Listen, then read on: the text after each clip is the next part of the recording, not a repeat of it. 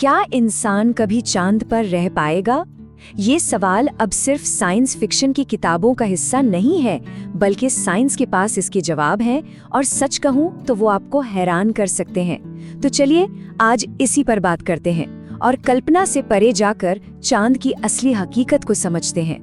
हम सब ने बचपन से चांद पर बसने के सपने देखे हैं, कहानियां सुनी हैं, लेकिन क्या ये सपना वाकई में सच हो सकता है?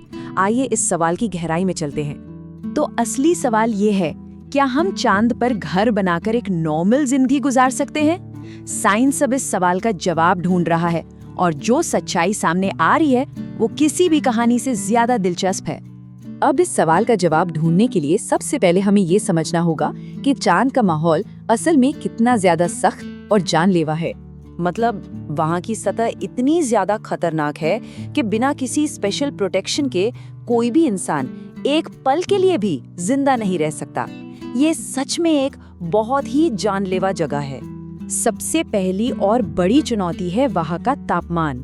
सोचिए, दिन के वक्त चांद की जमीन उबलते पानी से भी ज्यादा गर्म यानी +127 डिग्री सेल्सियस तक पहुंच जाती है, और रात में ये -173 डिग्री सेल्सियस तक गिरकर आपको जमा सकती है। लेकिन तापमान तो बस एक मुश्किल है, इसके अलावा 3 और बड़े खतरे हैं जो वहाँ जिंदगी को लगभग नामुमकिन सा बना देते हैं। चलिए एक एक करके इनको समझते हैं। पहली और सबसे बुनियादी दिक्कत, वहाँ हवा ही नहीं है। जी हाँ, बिल्कुल नहीं। ये स्पेस के वैक्यूम जैसा है, एकदम खाली। और जहाँ हवा नहीं, उसका सीधा सा मतलब है कि वहाँ सांस लेने के लिए ऑक्सीजन भी नहीं है, जो हमारे जिंदा रहने के लिए सबसे जरूरी चीज है। और इन सारी मुसीबतों की जड़ असल में एक ही है।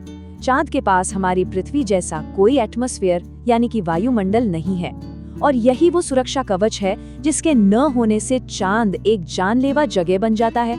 तो सवाल ये उठता है कि जब मुश्किलें इतनी बड़ी हैं, तो फिर वहाँ रहने के बारे में सोचा भी कैसे जा सकता है?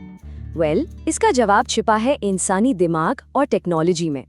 चांद पर रहने के लिए हमें अपने बचने का इंतजाम खुद करना होगा, और इसका मतलब है कि हमें वहाँ बनाने होंगे खास तरह के घर, जिन्हें मून बेस कहते हैं, जो हमें इस खतरनाक माहौल से बचाकर रख सकें। ये मून बेस क्या करेंगे? ये अंदर का तापमान कंट्रोल में रखेंगे, हमें सांस लेने के लिए हवा देंगे और हमें खतरनाक रेडिएशन से भी बचाएंगे। बल्कि ज्यादा सेफ्टी के लिए तो इन्हें जमीन के नीचे भी बनाया जा सकता है। और हाल ही में एक खोज ने तो मानो सब कुछ बदल दिया है, और वो है चांद पर बर्फ के रूप में पानी का मिलना। ये एक बहुत बहुत बड़ी कामयाबी है। क्यों? क्योंकि इस पानी से न सिर्फ पीने का इंतजाम हो सकता है, बल्कि इससे सांस लेने के लिए ऑक्सीजन और रॉकेट के लिए फ्यूल भी बनाया जा सकता है। अब देखिए, एक बेस और पानी का जुगाड़ होने के बाद भी एक बहुत बड़ी चुनौती जस की तस बनी हुई है, और ये एक ऐसा खतरा है जो दिखाई भी नहीं देता, रेडिएशन। जी हाँ, रेडिएशन को ही चांद पर बसने की राह में सबसे बड़ी और सबसे मुश्किल रुकावट माना जाता है। अब ये इतना खतरनाक क्यों है?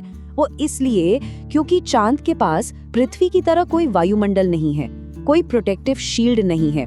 इसके बिना सूरज और गहरे अंतरिक्ष से आने वाली जानलेवा किरणें सीधी सतह से टकराती हैं, और अगर कोई इंसान लंबे समय तक वहां रहे तो ये उसकी सेहत के लिए बहुत ज्यादा खतरनाक हो सकता है।